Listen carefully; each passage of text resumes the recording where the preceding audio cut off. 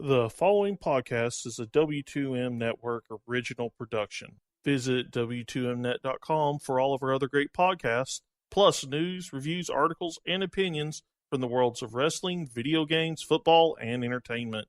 What time is it? Mittens. There you go. Mittens. What are we doing out here? I told you, man, we're looking for Mittens. Who's Mittens? My cat.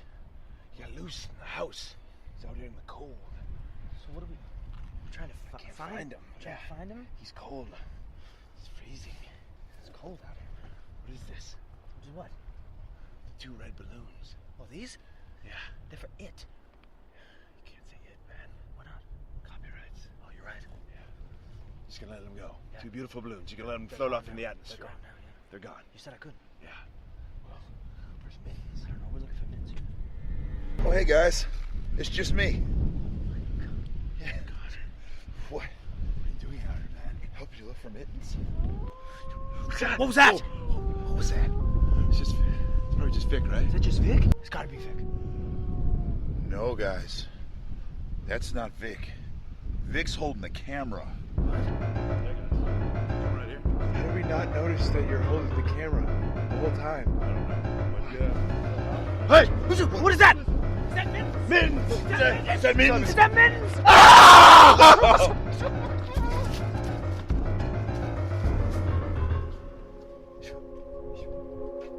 Dango, it's just me, man. Happy Halloween, guys. It's just Ty Dillinger. Yeah, guys. happy Halloween. Just Ty. Yeah. Wait, Oh, good one, man. Thanks. wait a second. Vic, if you're here, then who's there?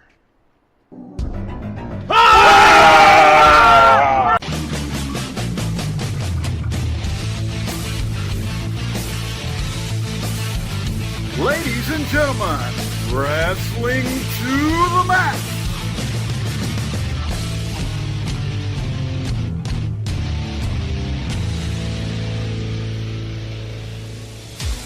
And your hosts, Gary Vaughan, Sean Garmer, and Paul Leazar.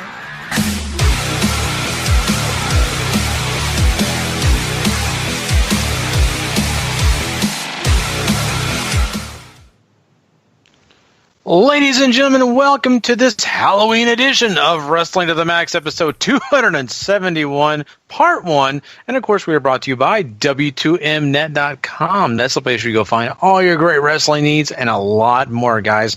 And also, don't forget to go hit that subscribe button when Wrestling to the Max, wherever you get your podcast from, maybe iHeartRadio, Spreaker.com, Apple Podcast, maybe even YouTube. Just go hit that subscribe button. And don't forget to also rate and review while you're already over there. Big love over to 411mania.com and lastwordonprowrestling.com for all they do for us. We appreciate their support.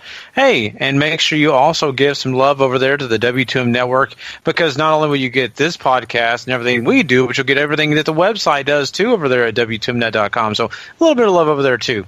I, of course, am your host, Gary Vaughan, and along with me is Mr. Sean Garmer. What's up, everybody? And Mr. Paul Leazar. Heyo. And boy, guys, this is one of my favorite times of the year. I love Halloween, so I am super pumped tonight to be a part of this show, and a little bit more than usual. And trust me, guys, I haven't even eaten a ton of candy yet, but I am super stoked about being here. So forgive me if I go off the rails a little bit here. But hey, I'm just glad to get to talk about a few things we'll be jumping into tonight. We're going to be talking a little bit about WB and some of the releases they just made. Also talking a little bit about Wrestlemania 35. Yeah, we're already talking about that, and it's not even the WrestleMania 34. So, yeah, we'll be talking about the possible location for that one. And we'll also be jumping into some Anthem talk, because their show, Impact Wrestling, has made some changes as well. They're letting go of some few people and maybe even bringing some people in. So, some big names to talk about. I'm excited about doing that, plus talking Ring of Honor. That's right. We have a big episode for you guys this week to kind of talk about and review. So, there you go. A great show ahead of us. Guys, of course, that I talk about this almost every, 2 to 3 weeks leading up to Halloween, so no one needs to know how much I love Halloween, but what we do need to know is how much I am loving Stranger Things Season 2, and we're not going to ruin anything and tell people any spoilers, but I'm telling you guys, I thoroughly enjoyed so far what I've seen. I haven't finished it yet because I like to pace things out, kind of like my Halloween candy. I don't eat it all in one night. I kind of space it out a couple of weeks, 3 weeks, right? So, I mean, Sean, I know you were really enjoying this Season 2. Yes, I binge watched it in one sitting, basically. I picked the wrong time of day to. It was funny because I rewatched because my mom had not seen any of the shows, so I watched all of Season 1, stayed up all night rewatching all of Season 1 into Sunday morning. Luckily I didn't have to work Saturday and Sunday, so I could. Or it was Friday night into Saturday, sorry. And then the next night, because we had all the college football stuff going on and all that, I waited until really late to start watching Season 2, and I stayed up all night until Sunday morning to watch all of Season 2. And, yeah, I just really enjoy that show. From the looks of it, it looks like we're at least getting a Season 3, so that's positive. And yeah, just I feel like it felt a lot like Guardians 1 to Guardians 2, a lot more character development. You get a lot more of that, and the new characters they added were really fun to see as well. So, yeah, I mean, lots of neat stuff and surprises in there for people who haven't seen it, so you should get to that. I mean, Sean Astin is just the best. And they get so meta with all the references that he's been in from the 80s with the Goonies and Lord of the Rings and stuff like that. It's great. I started it. I was awake still when they released it on Netflix Friday night, so I watched an episode then, and then I watched another episode Saturday, and it didn't grab me like the first season did, where it just sort of pulls you in and sort of wants you to binge it all in one go. And I finished it all on Sunday because it finally grabbed me at episode 3 and just kept on running. So I think the pacing is the biggest difference for me. Obviously, all the other stuff that you get to see too, your special effects, and I think the scale definitely got bigger as well, and a lot darker too, if you ask me. But just I think the pacing definitely is what sort of threw me off the most between Season 1 and Season 2, but absolutely as enjoyable the second time around as it was the first time. Yeah, I agree with both of you guys. And like I said, you two finish it. I have yet to finish it. I'm trying my best to space it out because I know once I finish it, Season 3 will be on my mind constantly. And I'll be like, I need it now. And they'll be like, haha, you got to wait 1.5 years. Supposedly they filmed Season 2 and Season 3 at the same time because the kids are growing up so quickly. So they want to try to make sure they're getting, you know, them still looking like kids and not at Game of Thrones level of where we're at now. Yeah. Yeah. That could be an issue for sure, you know. So, and I'm glad they did that. Yeah, exactly. So I'm glad at least they did that. Hopefully, like you said, if it's less of a turnaround, that means maybe in the spring we could get Season 3. I'd love that if that took place. Dreamer, Gary, and I can respect I that. doubt that. I think they really like that Gosh, that schedule that they're on. Okay, so there you go. Breaking my heart again, Paul. There you go. You know what I live okay. to do on this show, apparently. I know. And hey, trust me, WWE had already done enough of it, and we'll talk about that in a second here. But you know, also, you know, what's kind of cool about Stranger Things is they take me back to the '80s, and of course, you know, I was a little kid, right? I wasn't, you know, those guys' ages, but I was a kid. But, you know, in the later 80s, I was loving Ghostbusters, so I super marked out to watching those guys dress up like Ghostbusters. You can't... I told my wife today, I said I was so jealous just watching them dress up and be friends dressed up like... I had no one else that was going to dress up like that with me. Everybody else wanted to do something else. I would have loved it. So, anyway, you know, love the Ghostbusters myself. Still to this day, I'm a nerd for them. But yeah. But yeah, I'm excited about Halloween. I know everybody else probably out there listening is tired of me talking about it, but I can't wait to go trick-or-treating. That's going to be a lot of fun. Shauna, are y'all going to do any trick-or-treating? Is your mom going to take your daughter out anywhere? What are y'all going to do?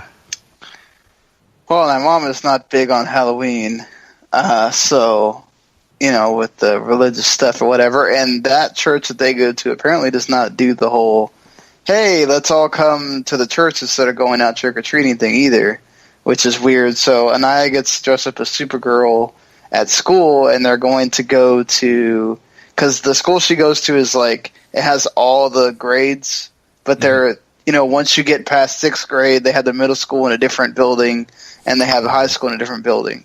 So they're going to let them go to the bigger kids' parts of the school and like trick-or-treat to the different classes and stuff like that. So they still get to trick-or-treat, but at school, which I think is neat. And yeah, so at least she gets to do that, if not anything else. Yeah, well, it's still super cool, man. That's really, really awesome. Cool ideas when we were kids, guys. Like that's brilliant. I know. Well, at least my school in Arlington, they're all kind of separate from each other, so we'd have to go a while for that, for that to happen. Yeah, but like letting you trick or treat around school would have been cool, right? We just had parties. Yeah. That's all we did. Same over here. I think the thing with for some reason I feel like the stuff with the religions were bigger when we were kids than now when kids are kids. Like that was the deal back then. Like you couldn't have Christmas stuff that much because at least where I lived, it was like, oh, you'd have the whole, well, we can't really do that because parents will get offended. And we can't really be celebrating Halloween because you might get the parents that are like really against it and they'll get offended too. So we can't do that at the school. We give you candy, and some schools will let you, I think depending on the grade, they let you dress up or not. But yeah. Yeah. It all depends, I guess, on, the way things worked out in different places. But, growing up, I always, found my way out, and we kind of did the whole Halloween night thing and went around town. But there were times when, I kind of grew up in church and all that, and my mom would want me to go to the church thing, and so I would sneak around, go trick-or-treating, then go to the church thing later. So I found my way to hang out with the devil for a little while, and then I went and hung out with God, so it worked out well, But, that's the way sometimes it works out. Paul, what are you doing on Halloween, man?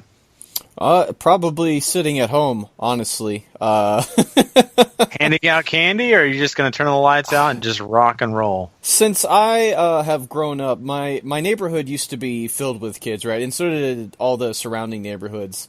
That is no longer the case. It's all older people in my neighborhood now. I don't think we've had kids come around here in, 10 years? Something like that. Wow. So, yeah, it's usually pretty dead around my neck of the woods. I get you. So that's fair enough. At least you'll have a nice night. By the way. Pretty dead around there, huh? Yeah. We better go. Yeah, all of that had to do with the killings. And Of course not. Of course not. I got to get the fashion police. But anyway, so there you go. Well, yeah, it'll be fun. I hope everybody else listening out there, I know that's our plans and everything. Hope everybody listening, though, go out and have fun, enjoy yourself, or if you just want to have a night in, turn those lights out and watch some terrifying horror films. Sean and I both want you to go rent your local Italian horror film, whatever you can find. Yes, just go rent your Italian horror. That's the best one. So. Anyway, guys, well, let's do this thing. We need to go and jump into some wrestling news. Let's talk quick hits right after this. It's time for wrestling news. Quick hits. Take it away, Gary. All right, guys, let's talk a little WrestleMania. Not this year's WrestleMania, but 2019. That's right, WrestleMania 35. There are some rumors going around about the location already. I mean, my God, it just feels like we just heard about this year's WrestleMania being set up in New Orleans. But we are getting some rumors out there, and a couple of places that we're finding him is we got De'Aaron Easley, and we also have Ticket Drew, both kind of going out there and spreading the rumors around that Detroit is the next place that we could be seeing WrestleMania, and there are still some other places in kind of the running. New York City, Wing One, Philadelphia, so it's not for sure, but these two people that are kind of rumoring it have been successful in the past. So I'm really kind of curious what you think about this, Paul. I mean, Detroit, they've had them before. So what do you think about this year? No, next year, 2019. Yeah, 2019. It's really it's about time. I think WrestleMania went back north. I think they've been in the South, singly for like the past 5 years. It feels like. Maybe I'm overstating, but there's a huge movement, I think, across a lot of businesses in the USA right now, both entertainment and just straight up business included, trying to sort of revitalize Detroit and get people back there and living and back on their feet, because Detroit, if you're not from the States, had fallen on a lot of hard times. The entire city had declared bankruptcy at one time a couple years ago. It was a real bad scene. So them going to Detroit would not really shock me and would definitely fall in line, I think, with what a lot of places are doing. One, because, places are so cheap up in Detroit right now to sort of buy into because they just want stuff there. But I know the Lions, for example, have really invested a lot around the stadium as far as trying to build up a place for people to come hang out and spend money and stuff like that. So this would not shock me at all if Detroit turns out to be the location. I mean, Detroit had one of the most successful WrestleManias ever, right? So our current president was on that show. So I think going to Detroit is a great move for them. It has history, of course, with the WrestleMania 3 and everything. I wonder what the heck Minnesota did to WWE that they still don't get WrestleMania. Like, that was like a rumor for a long time, and then it's like, all these years keep passing and they still don't get WrestleManias. It's like, do they just not like the town, or are they not offering enough money? I think it has a lot to do with the former governor of Minnesota, don't you think? I mean, you think Vince is like, no way Jesse Ventura and his home state's getting a WrestleMania. No, that's a joke. But no, seriously, I mean, you're right, Sean. It's very interesting. And they got that beautiful new stadium up there. Why wouldn't you take advantage of that? I mean, my God, the Vikings home field is a brand spanking new. I'd do it. I mean, Ford Field is pretty nice, too. So, it is cool to see it go back up north.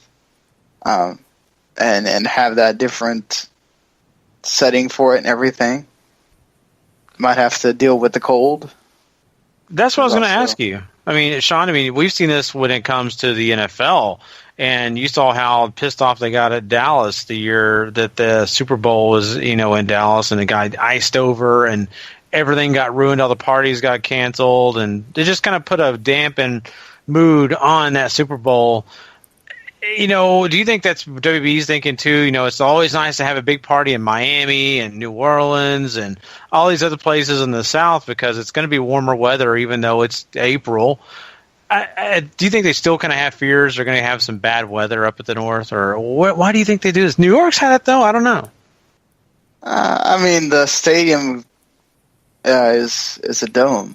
Mm-hmm. So as long as the event itself is not being affected, then it really shouldn't matter, right? You have to deal with weather no matter where you go. I mean, we saw it for the Super Bowl in Texas. It could snow in freaking February, and you have to deal with that. So you can't control the weather, especially with it just being crazy sometimes. The more and more we get into the whole climate change and all that stuff. So I think the weather, you kind of just have to throw it out there and just say, well, if it snows, we got to deal with it. Just as long as we can get to the arena, we're good. Mm-hmm.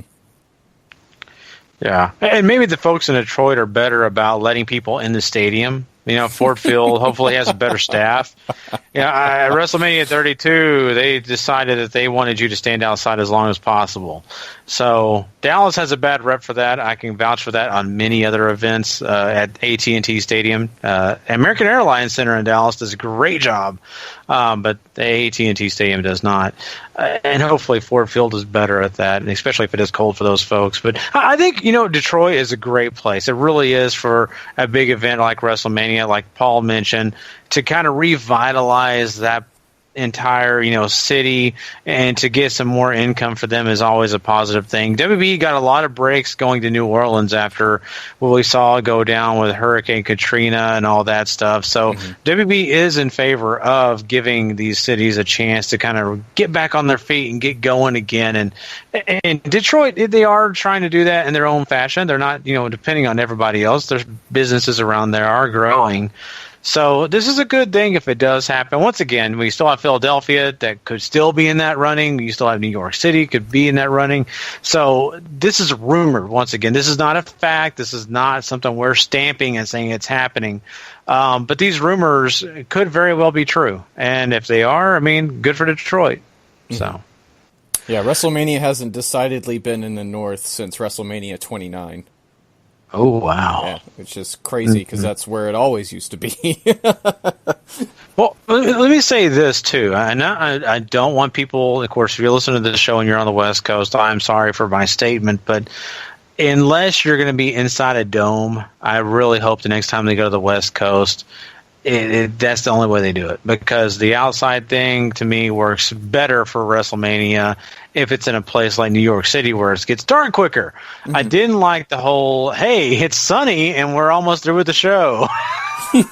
So unless they could find a nice looking dome somewhere in California, let's not do it out there, or Vegas. Let's not do it anywhere but a place in the West Coast that has a cover over it. So other than that, hey, West Coast, I'm sure you want some more WrestleManias too. Let's move on, though. That's, once again, a bunch of rumors and stuff like that. Let's talk about who WWE released. They released a few folks here. I'm going to throw out two names before I throw out the name that we're going to have the conversation about, because I think there's two names here that we're just going to say a couple things and we're done with it. So let's just get done with these two. Darren Young and Summer Rae have both been released by WWE. I don't know that that's really, going to hurt anybody's feelings. I hate to say it that way, but Sean, how can we be surprised? We can't really. They haven't. Summer Rae was in that movie, in the Marine and the other Marine, but that's about it. That's about the length of her doing anything important other than being on Total Divas. And that was in the early seasons of her being relevant.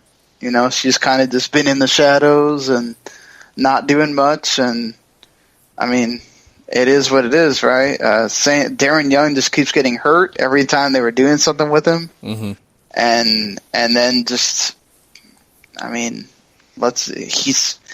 he's a, I guess, average wrestler, whatever, but the company and performing is, you got to be way better than average to keep your seat, and even then sometimes that doesn't save you. You got to be over on TV and having a place, and Yeah, and Sean basically just said it in relation to those two, but Darren Young, the future's bright for you, man. The Young Bucks, they made you a special t-shirt on Twitter to come join the Bullet Club, so which is basically just the Bullet Club logo on a rainbow, but it's amazing. Oh boy. Now I want that shirt, even though. I'm glad to see the Bullet Club is open to everyone. So. That is exactly. I totally get the shirt. I just don't want to give people the wrong idea. That's the only thing I would worry about. So, well, the way things are, they might just say that, hey, you're in favor of everything and defending it. So you might get people like cheering on the street.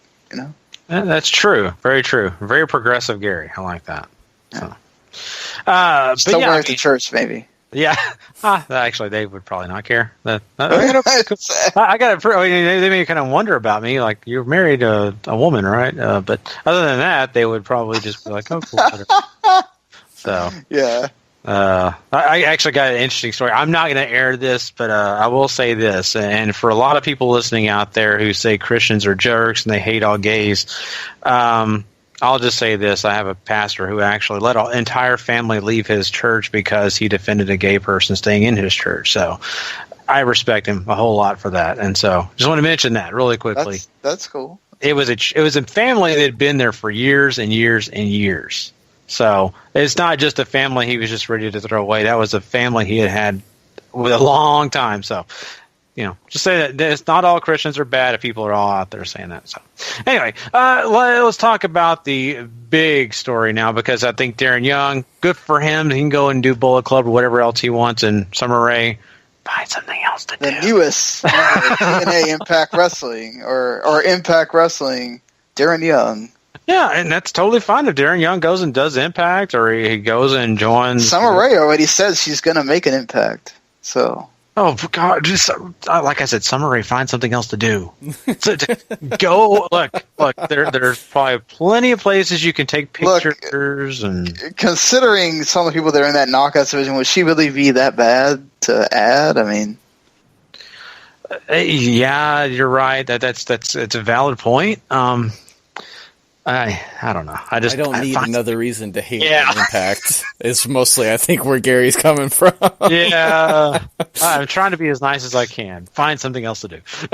Let's talk about the last release we hear from WWE right now, at least this moment as we do this podcast. Emma was released this week, and this is one that kind of is a little bit more of a sting, especially coming out of this whole thing where we saw her just now, having some matches here with Asuka, and made Asuka kind of, spend a little time in the ring with her. It was not a squash, so they made Emma look like she was at least capable of doing her job, and then they cut her and fired her from her job. So, Sean, I mean, this is the one I really wanted to ask you about. How do you feel about this? And really, where do you think WWE stands? Why do you think they decided out of the blue? It feels like it's just out of the clear blue sky. They said, you're fired. That seems really stupid, the decisions you decided to make with Asuka in her debut and then her subsequent other match, than if you're going to get rid of Emma. Mm-hmm.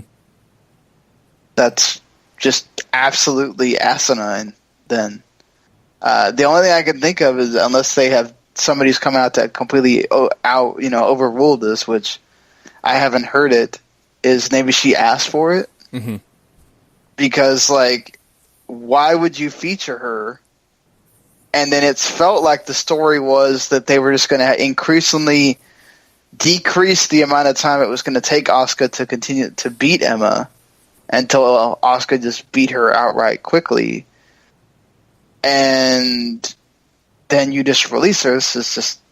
It's crazy. So it doesn't feel like it would have just been a WWE decision. It would have had to been she's forcing it, or maybe there was something happened backstage or whatever. But yeah, it sucks because Emma's had opportunities, right? I mean, and then either dumb stuff happens, like, her arrest, or she gets injured, or, they misconstrue the character like they have various times throughout the history of talent coming from NXT to WWE. She's very talented. She's proven that. So she could go to any place in the world and wrestle right now. That's not the problem.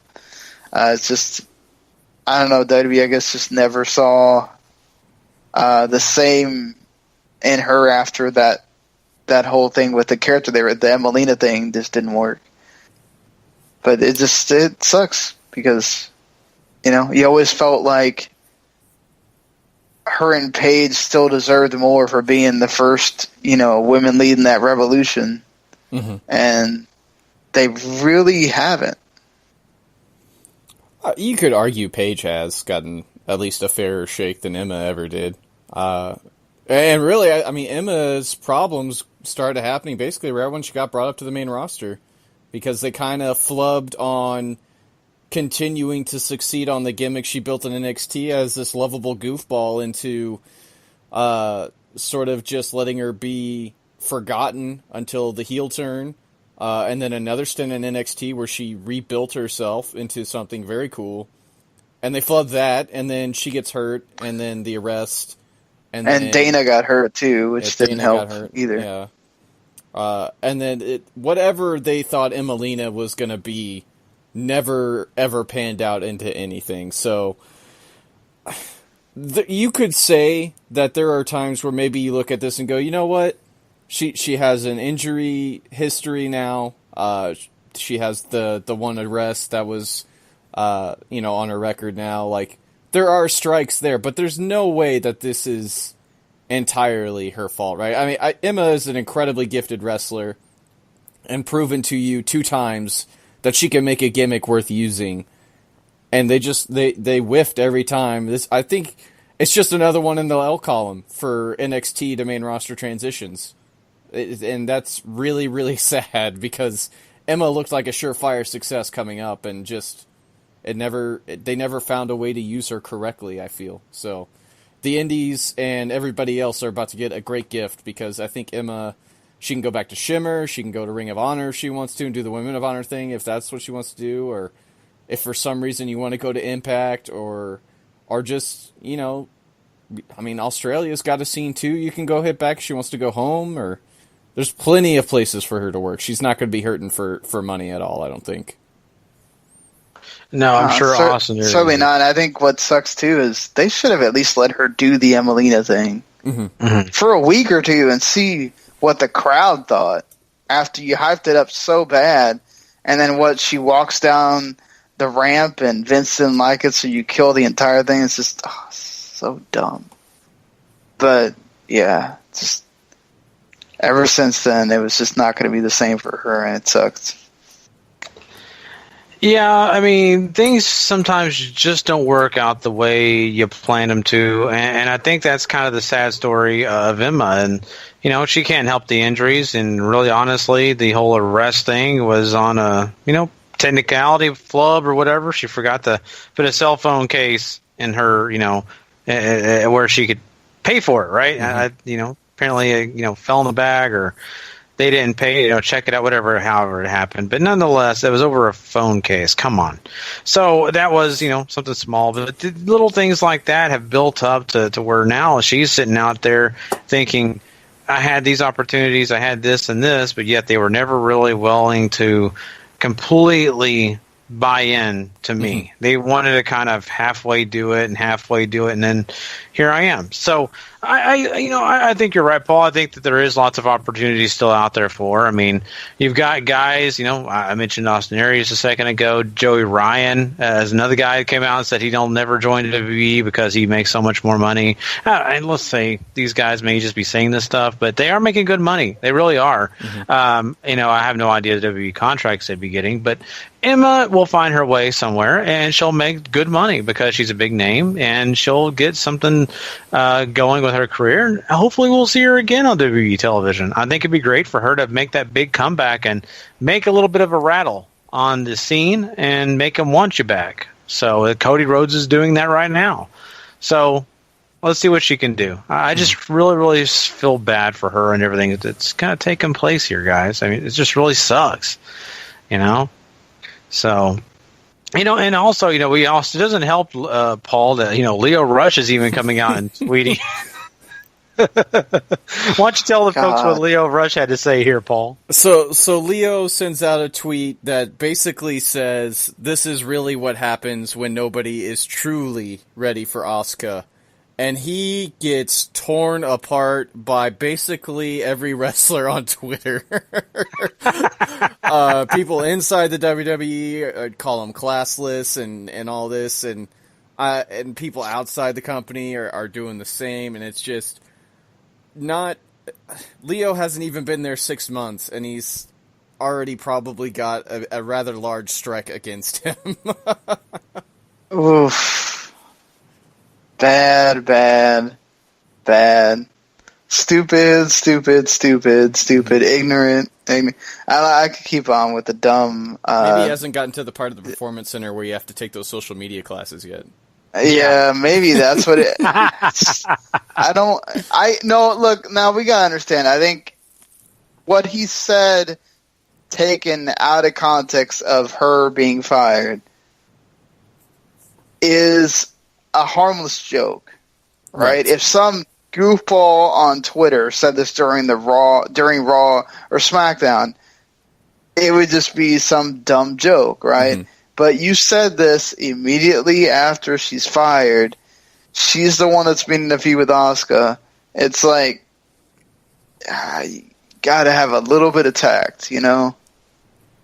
This is something you could say like a week after. Or whatever, 2 weeks after, and you want to make the joke, fine. But it's like, I wouldn't be surprised if something petty happens backstage now because of this stuff for him. And I can't say that I feel bad for him, but that's just one of those things. You just don't, unless it's something where that person wronged you, and like they made you lose your job as well as them losing their job or whatever.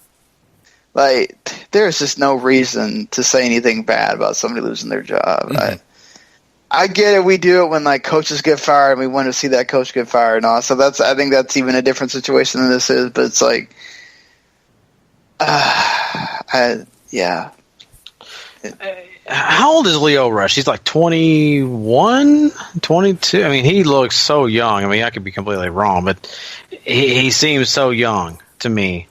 And this, basically is a tweet you would see a young person make because he's just having fun. He's throwing something out there. I really don't think the guy hates Emma. I think he just made a joke like Sean, you just said. He apologized and said that he really respected her. Mm-hmm. Exactly. It's a joke. He was having fun. This is why I get in trouble sometimes with my wife. Make a little joke here or there, so that's bad taste. I'm sorry. I'll stay away from those kind of jokes. 22. See, right there, Sean. He'll be 23 in November. Yeah. I mean, and anybody listening, if you're that age, I'm sure you probably tweeted something this morning that maybe other people wouldn't like. I know what, in my earlier years, I would have done a lot more stupid stuff than maybe I don't do now. And so that's just, comes with the territory, and people are overly sensitive and everything gets blown out of proportion. Sure, I'm sure there'll be people that take it personally in the locker room and they'll give him a hard time about it. But really, I mean, come on. He's a young guy. He's not being hateful. He didn't say she sucked. He didn't say anything like that. He just, made a comment about Asuka and the storyline. It'd be different if he says this is why Emma, should have been done a long time ago and started listing things. I mean, that's different. So, yeah, I just think it's way blown out of proportion. Just kind of like he said in that, tweet, responding to all this. So it's sure it's in bad taste, right? It's something that maybe you shouldn't say right after it happens. But I mean, come on, people, let's just stop being so sensitive. I mean, it's just ridiculous if you ask me. But that's what social media does for you, right? So yeah, even still, like you gotta be sensitive to the situation of somebody losing their job. I mean, it's never a good time. I agree with you that people are definitely very sensitive to a lot of stuff this day and age, but there are some things you probably shouldn't push the line with, especially on the internet where it's magnified 20-fold as to how bad stuff can get. Mm-hmm. That's very true. Well, kind of like poor JoJo last week, right? So. Yeah, exactly. I can also confirm Gary's. You've heard it on this podcast. Sometimes Gary says, dastardly things, but I can attest to what Gary was saying. My favorite, I think, not my favorite, but my probably most common line when we all lived together was, "God, Gary," or something to that effect. Like at something Gary said. So. Oh man, it's the truth. I tend to say things that are really inappropriate at the wrong time. Even laughing at a kid getting hit by a car in church. So. Yes, God, that was the worst in church too. You're like, let's pray for little Joey. He got hit by a car this week, and I'm busting out laughing, and everybody else is like all solemn. I'm sitting there going, "What the hell are you laughing about, dude?" So, my personality tends to go on that dark humor side of things at times. So, yeah, it's not all sexual innuendo. This is why we have to have Gary After Dark for real. It's very dark humor as well. Yeah, people surprisingly, you hear me on this show. I'm a little held back, actually. Yeah, find me in real life. We'll actually have that discussion. That's why I love James. Probably because we would lose all of our listeners if we let Gary just A big shout out to my buddy Fonte. That me and him, our humor is very much alike. So, anyway. Let's also talk, about, some other things going on in the world of wrestling, just besides, League of Rush getting himself in trouble. Let's talk about Roman Reigns, right? And Roman Reigns has been gone, prior to TLC and still gone. That's right. I mean, we saw Bo Dallas on Raw, but still no Roman Reigns. He is still not cleared to make a return back to the ring right now. And that probably means he still may be getting over some illness or, maybe trying to get healthy. They just don't maybe want to put him in a situation right now at this point while that virus still possibly going around the locker room. Maybe they don't want him in the mix to that just in case it still is going around. Maybe that's a reason they haven't put him back in and, got him reacclimated to everything. But the biggest story here is that he is supposedly going to be back for Survivor Series, but we're still waiting that out, Sean. Do you think that this is a hindrance at all, or do you think this is a smart move for WB to keep him away? Well, yeah, I think certainly you don't want anybody else getting infected with this, right? So the important part is to make sure that he comes back and he's healthy and that everything about the meningitis is gone and you're not going to have any more problems, because the worst thing you can possibly happen is you think it's all gone and here we go. Oh, even people that didn't have it before now have it. And it gets worse and you have more people you got to pull off the road and everything. So, yeah, even if it hurts at Survivor Series, I don't think people are going to not watch Survivor Series because Roman Reigns wasn't on it. In fact, I think you'll get more celebration from people because he's not on it. So, at least from people in our side of things. So, yeah, make sure he's healthy first. I think it's more of not wanting it to spread around anymore, because mumps can stay pretty contagious long after it's gone. So I think the longer they keep him off the road and keep on trying to quarantine it is mostly what they're after here. But obviously they do have that deadline of, hey, Survivor Series is around the corner. We really want Roman on the show because he is a big star for them, whether we like it or not, and that's certainly a place that they want him to be and look strong and all that good stuff. The typical Roman stuff, on the big show. Yeah, exactly. And that's the thing. I mean, you got to be smart. This is just like, any other sports team, right? You're not going to put your biggest guy out there, even though we may not personally love Roman Reigns or think anything of him. They do.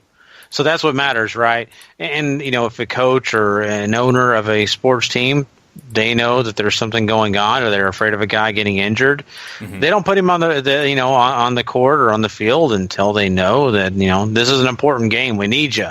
And I think that's what they're looking at here with Survivor Series. Maybe, the go-home show and then go to Survivor Series with Roman Reigns. Just keep him away until this whole mumps breakout, kind of for sure is out of the picture. I think that's a wise move, especially if, you have higher expectations, you have bigger, plans down the road for Roman Reigns.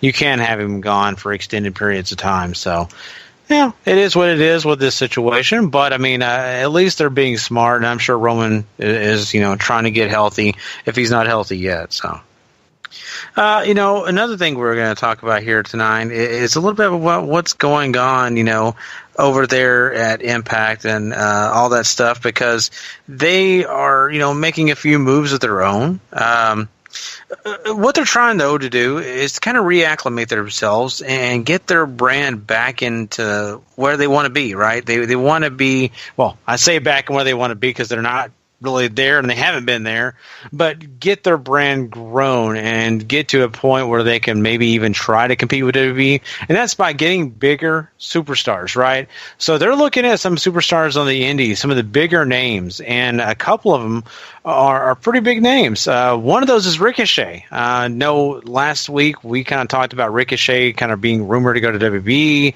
how it looks more and more likely since he's not taking bookings in January that could be the case. But Impact is going to take their shot at him. They're going to throw out some numbers, I'm sure, his way and maybe try to convince him on the schedule that they keep, a lot of other things, or even trying to convince his girlfriend, Tessa Blanchard, to come over and be a part of Impact. So they are really trying to court those two. I mean, Paul, do you see anything out of that? Do you think that those two maybe decide to go to Impact? Or what? How do you feel about that? So, Ricochet, to me, I don't think the no booking thing after January, I don't think would have been such a big deal if he had signed with Impact, right? Like, I'm pretty sure he's definitely going to WWE. Tessa seems, according to what I've read at least, more confirmed. They're saying she might be there post-Bound for Glory during that week of shows, essentially, that they're doing after the pay-per-view. So, Ricochet, I don't think so. It just seemed like, hey, keeping my options open, I'll negotiate with you while I'm doing this deal with WWE, and if I don't like what I'm hearing from them, I got you on the table. Tessa would be a huge help to Impact Wrestling as far as the Knockouts division goes. However, it's not really a great piece of that show right now. So if they're going to try to firm it up with indie talents right now, I think Tessa's one of the best for sure. You just got to make sure you're booking everything right there. You can't be doing what you're doing now where it's just a big giant mess. Yeah, I think also we have to consider that, remember when this was still rumors, right? I think Ricochet very plainly said he would not go to WWE if he's going to be stuck in the Cruiserweight division. Mm-hmm. So, considering that, he's friends with Neville, and, I'm sure he talks to some other guys, perhaps, what he's been hearing is not good, and he says, okay, yeah, I'm going to have a great time in NXT or whatever, but what happens to me after that? And is that ceiling for him there, is that ceiling for him very low? Or is it, if that ceiling doesn't feel very boundless for him, then is he going to really be able to succeed there? Because at some points, you don't want to be stuck in one place, and he has the ability to be a star if WWE markets him that way and allows him to be that. I think he wants to go into WWE, but I wouldn't be surprised if he is considering Impact or somewhere else at that. I wouldn't be surprised if, ROH comes around and maybe he signs just to keep doing New Japan. Who knows? But I don't know that, WWE is a solid thing for people his size like that, because what's going to wind up happening to you. And I think Tess Blanchard, she was in the Women's Classic, so I think she kind of got her taste of WWE, and maybe feels like I'm not going to work out so well there, who knows, Impact probably also giving her more money. That probably helps as well, that, she may sign with Impact. Also, there's the nicer schedule you have with Impact and everything else, too. You could literally probably actually have a family with Impact, whereas with WWE, that's really hard to say, if I want to decide to go have kids, it's really hard to do, and then you're off the road, and then, you come back, and who knows what happens to you at that point. So there's a lot of things to consider when you're taking those two companies. And, yeah, with Impact, you don't know, but Anthem's got a lot of money, so unless they just decide to we're not paying for this anymore, they'll be okay. Mm-hmm. You'd like to see both of them in WWE, but I wouldn't be surprised if one or both sign with Impact, just because there are some positives to being over there. Yeah, and you're completely right, Sean. You've got more time with family, your significant other. The impact that, gives you actually a lot when it comes to that. But, your pay may not be as great as you would get in WB later. NXT, for the most part, isn't going to pay you a ton. And I think a lot of guys have kind of made that prevalent. Austin Aries was a big proponent of saying that he got paid very little compared to what he gets paid in bingo halls when he was in NXT. And, that's just the way development goes. But I think later on, the guarantees and things like that are going to be on the table when you hit the main roster. So nonetheless, this is a situation where I think Ricochet is really excited about going to WB, but he's got to have that bargaining chip on the table. And, there you go. Tell WB, hey, Impact's knocking down my door. They want me now. Like, they want to pay me X, amount of money, X amount of dollars. And this is what they're offering me, too. This is my schedule. I'm going to be a guy that's going to be going after the X Division title, and I'm going to get another run for this title. What can you give me? What are you going to be willing to do? I don't think that they can offer him any kind of – he's going to have to work the house shows and all that stuff. He's not going to get the schedule he'd get with Impact. But oh, no. But I'm just saying, saying basically, hey, you guys have to give me more than just say, hey, put me on the cruiserweights, right? That's he's going to be very vehemently against that. And they may have a clause, it wouldn't surprise me, in that contract saying they cannot put him in the cruiserweight division for at least a year or two. Like, they can't do anything like that with him. Because, like I said, he has those bargaining chips. He can stay on the indies and make a ton of money, guys. He is more in control of this than WWE. So, it's really up to him. So, Tessa Blanchard, he could be a big star at Impact, too. Let's be fair. I think with his style, you could not have him in the X Division. He could be a just heavyweight world title guy and put butts in the seats at least. I don't know about watching TV for him, but he'd certainly bring people to the arena, and if you market him right, he could do stuff for Impact. So, I don't know how much, because we've seen WWE, right? If you start haggling them with money and they don't think you're worth it, they just won't offer it to you because they're WWE and they don't care. And they have earned that right, obviously, but we'll see. We'll see if this messes with them at all. Definitely. So, we'll keep tabs on him, but I'm really, really interested and excited about seeing what Ricochet finally does do. And, of course, Tessa Blanchard, I'm right with you guys. Impact is probably her next stop because, she's already been a part of the WWE roster when it comes just to being around NXT, little spots here or there. They have never offered her a full-time job, but they've at least had to look at her, and they still haven't offered her anything big. So, probably not happening soon. Let's just really quickly here mention that Impact has made the releases of their own. They have released Reno Scum and Rockstar Spud. A couple names here. Now, Reno Scum is not really tied to them for very long because, they were part of the Jeff Jarrett thing. But Rockstar Spud had been there for a little bit. That's kind of one that makes me kind of sad because I like him a lot. Paul, anything maybe raise an eyebrow here or two? Reno Scum, like you said, doesn't really surprise me. Old guard, old regime stuff there. As far as Impact, as far as Anthem and Impact's looking at them, so they're disposable to them.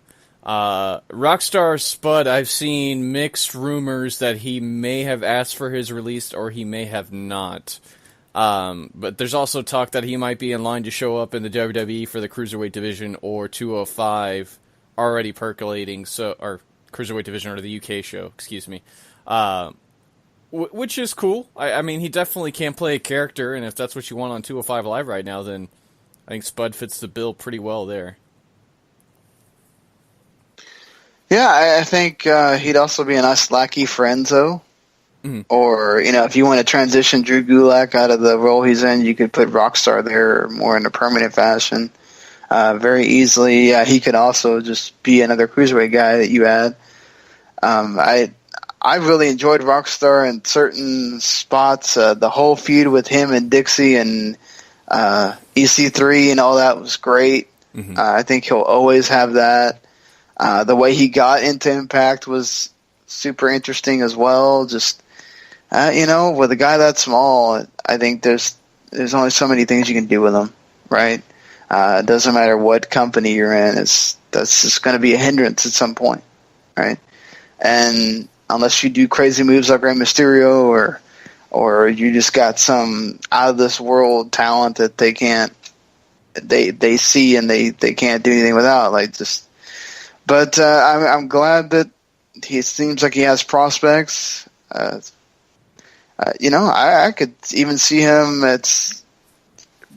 having some kind of position in it within NXT, maybe not wrestling, but just a coach or something like that, or he could do something for the UK, the WWE UK thing if they ever get that off the ground. So, yeah, and not a bad ring announcer either. So, yeah. That's true. I think it'd be kind of funny to work that into an angle. Have him ring announce and then someone attack him, and then he comes back and jumps in the ring. So it'd be kind of fun to you guys basically explored a lot of those options, and nonetheless, I think this is a guy that offers something. Maybe not, a major role like a Ricochet would, but he does offer something, and I think he would be, really great for WWE or any other place that would be willing to take him, because I think he has talent. He's good on the mic, and he's, pretty solid in the ring. So let's see what happens with him, but hopefully good things go for him. And Reno Scum, I was never a big Reno Scum guy, but I think those guys will land on their feet somewhere in the Indies, and they'll be just fine. Alrighty. Well, there you go, guys. That is quick hits for this show. Of course, next Thursday we'll have a lot more cool news to talk about probably. But now we are going to jump into some Ring of Honor.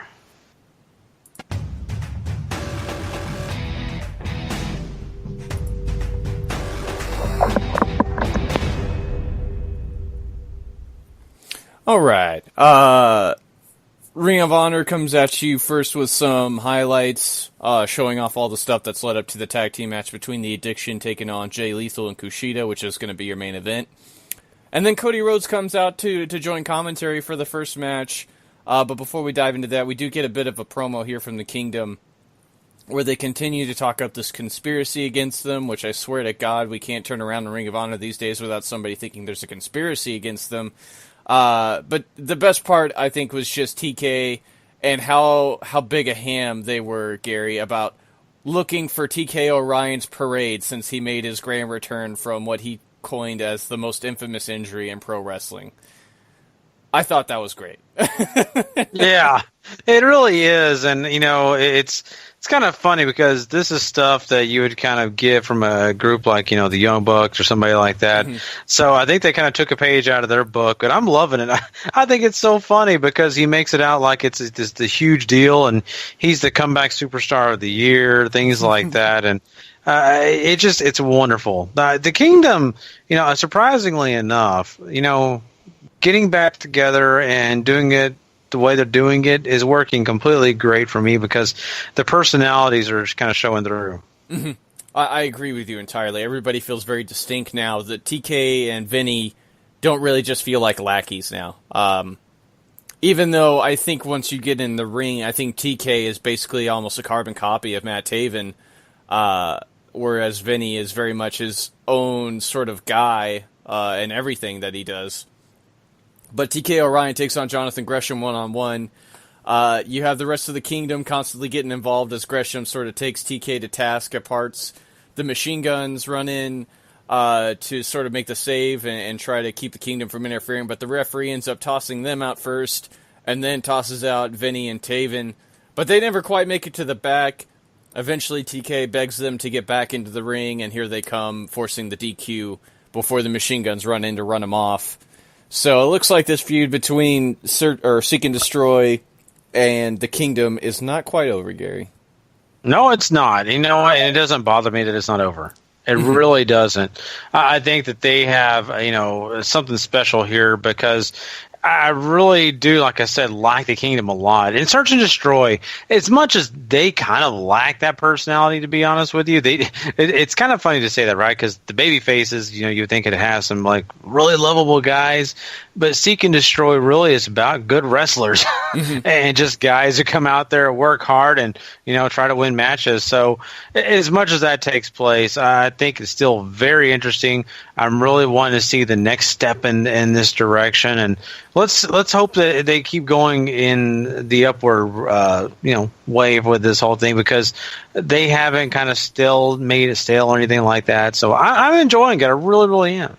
Yeah, this could be a fun feud to sort of do on the side while you still have the 6-man titles on the Young Bucks. Simply because, the Motor City Machine Guns do have the tag titles right now. That's something to fight over, but I really just like the Kingdom sort of being dicks to Search and Destroy and just messing with them. It's fun.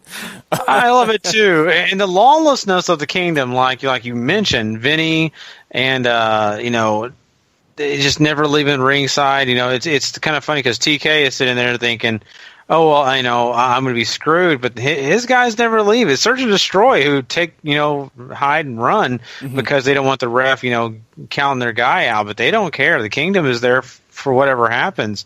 So it just shows that they're very lawless. They don't care. All that matters to them is they accomplish what they want to accomplish. And I kind of like that. It means something, and I think it's going to be great to see whatever they have here in the future with them. Absolutely. Absolutely. So before we get to the next big part of the show, we get a Bully Ray recap video showing off his highlights from his retirement or quote unquote retirement speech, because I still don't know if it's a work or not. Then we get a TV title recap showing off all the challengers from last week's match and Kenny winning the belts to sort of set up the championship match that they announced is going to be taking place next week on Ring of Honor TV, which is in doubt because we know Mark Briscoe got hurt. And then Cody stands up from the announce table saying that since he's become a quote-unquote company guy, he wants to right all the wrongs going on in Ring of Honor and wants to defend the RoH title against somebody who had the party spoiled for him in their big debut, calls him a rookie and all this other stuff, and then forgets his name conveniently before he brings out Scorpio Sky for an RoH title match. And I thought this was great because Scorpio, for one, gets the platform to really show off what he can do inside the ring, which is very important in Ring of Honor, obviously. But I really like Cody. Excuse me. I really like Cody, sort of showing off how maniacal he's continually getting as the more success he continues to garner, all these big contracts, all this money. It's very much playing up to this growing ego that he's built up because he just believes that he's just so damn good. And he believes it so much so that he keeps mocking Daniel Bryan inside the ring while he's doing this too, as they continue to play up all that stuff that's been happening on Twitter. I love it. I love the fact that Cody pays attention to all the social commentary in the world of wrestling and really kind of pays attention to what the fans are chatting about, but then also kind of does what he wants to do. And he's really rebranded himself as that guy that just does not care. And it's all about the money. It's all about the flash. I mean, it's almost like he's trying to take a little bit of what Ric Flair, did in his career and use it on his own terms and how he wants to use it, right? It's all about the flash, get out there that you are well off, that everybody wants you, that you're the most special person in the room. In fact, everybody needs to kiss your ring, those kind of things. I kind of dig it. I think that's what made Cody so interesting lately. But going, from all the other stuff that we've seen in the past with him, I think moving forward and what they've got going on right now with him, it's just so much fun because you're seeing him actually defend the title, which is usually kind of a babyface thing to do, right? To say, hey, I'll put the title on the line. It's kind of a shock, but in a way, I really dig it because he is putting it on the line against some young guys, some guys who really we kind of want to see him face, but yet he still finds a way to win. And the same goes here with Scorpio Sky. I mean, he's a guy. I remember last week you were kind of bragging on Scorpio Sky because you know this guy. You've watched him on the Indies.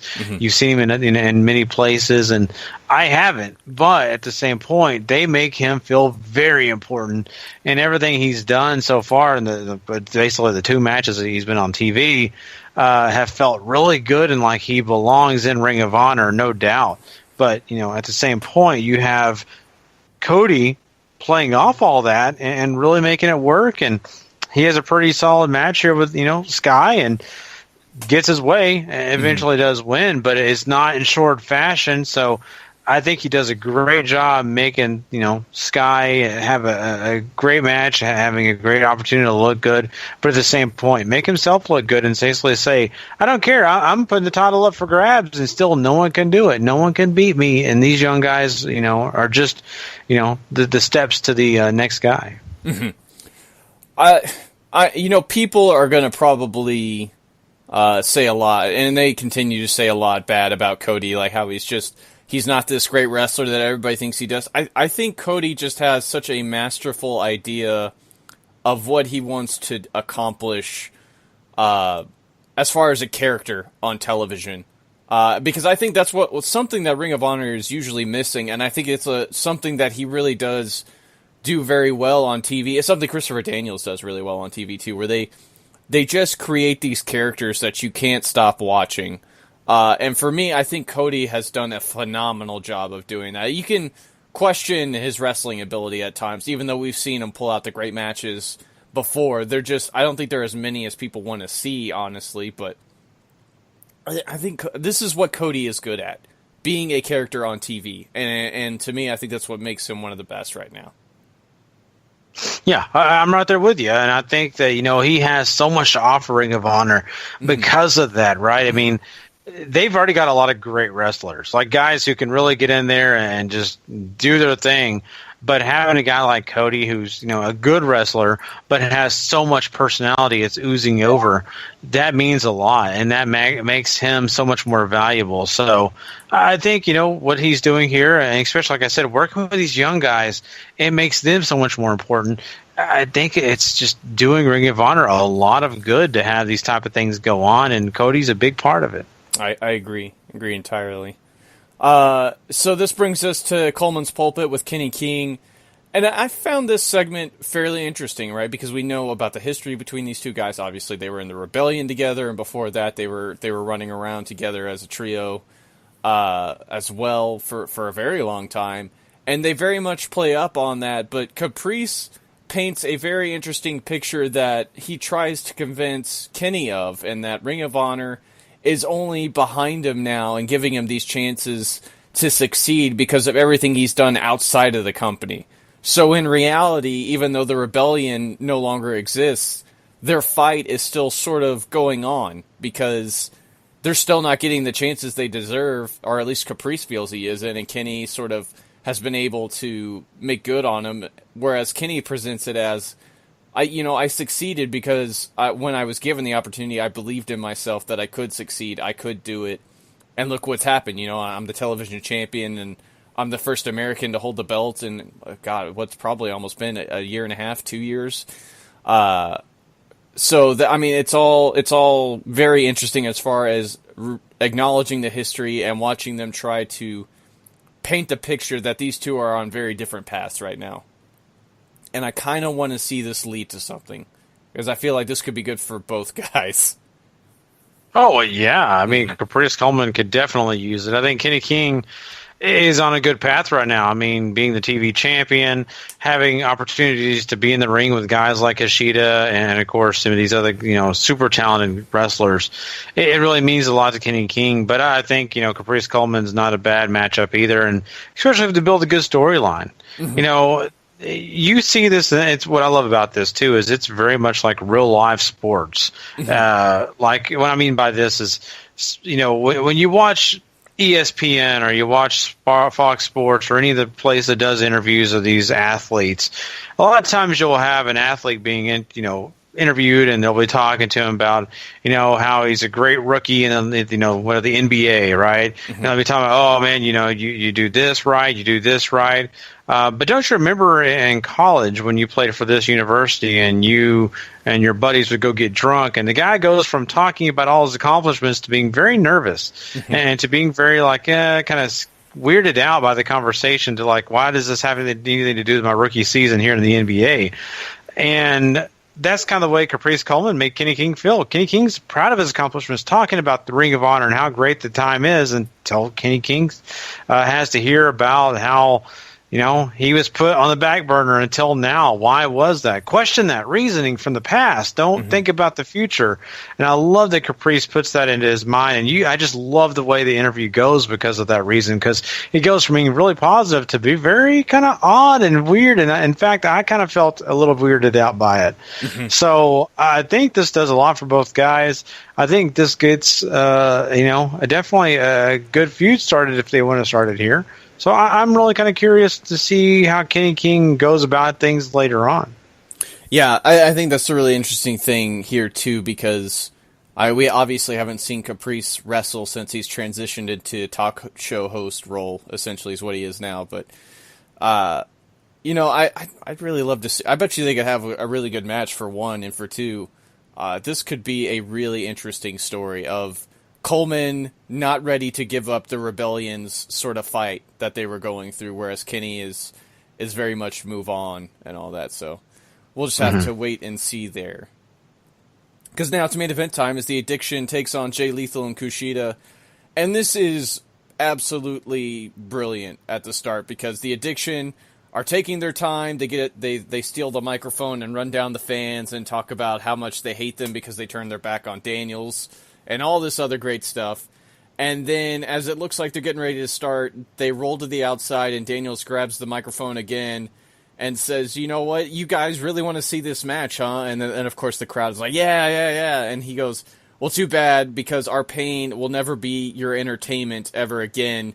We're going to take the count out, and they tell the referee to start counting. KUSHIDA, however, ain't going to let that fly and just fucking dives on him. It's awesome. And then we're basically off to the races from there because the Addiction gets their butts handed to them for a little bit before they take control of the match and really work over KUSHIDA for a while before he manages to tag in Lethal. Lethal comes in and sort of saves the day, brings KUSHIDA back in. Kazarian eats the lethal injection. Hoverboard lock on Daniels makes him tap, and the good guys end the show with a victory. I really enjoyed this entire segment. This is what I was talking about earlier. Daniels and Kazarian are just two guys who are great characters on television. And as much as we kind of weren't super hyped up about what they had done with the Addiction recently, this really worked for me as far as telling the Addiction story. Like, they are taking this 100% seriously and are absolutely out to ruin every single crowd's enjoyment of a Ring of Honor show. The Addiction is perfect for that role.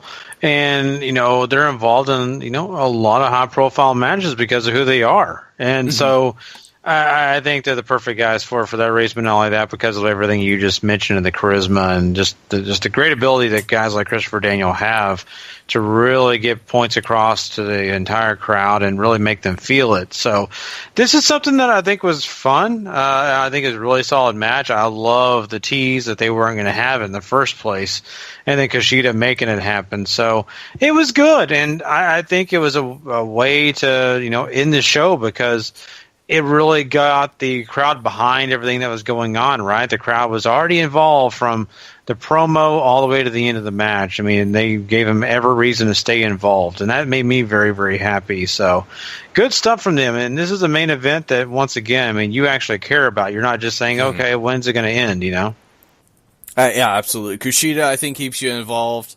And then, I mean, the Addiction's working the heat is a little dull, but I think the match very much should be, it was very good, I guess is what I'm trying to tell you. So we'll be back with another episode of Ring of Honor next week for sure. Where we're going to have to see what all these major rewrites that we talked about a couple weeks ago were all about since Mark Briscoe hurt his arm.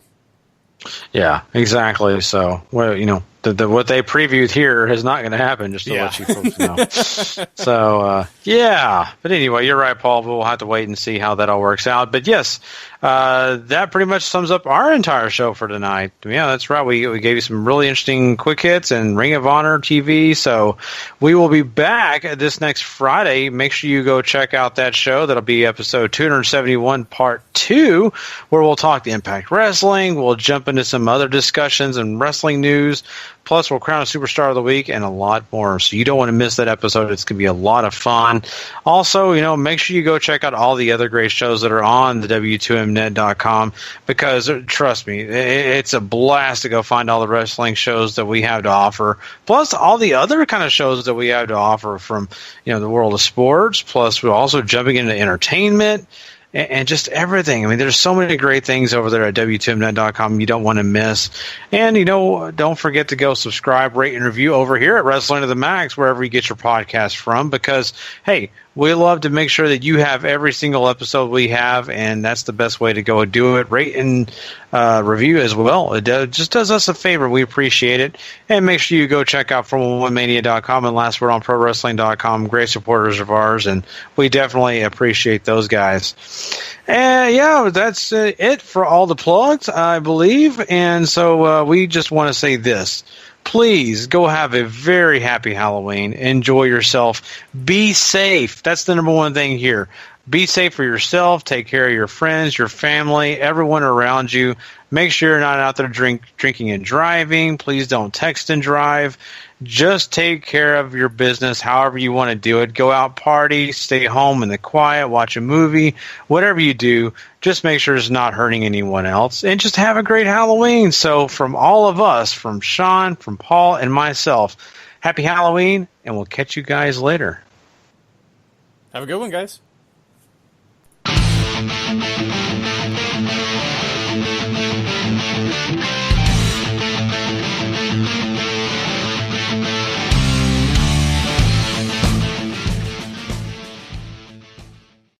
The following podcast is a W2M Network original production. Visit W2Mnet.com for all of our other great podcasts, plus news, reviews, articles, and opinions from the worlds of wrestling, video games, football, and entertainment.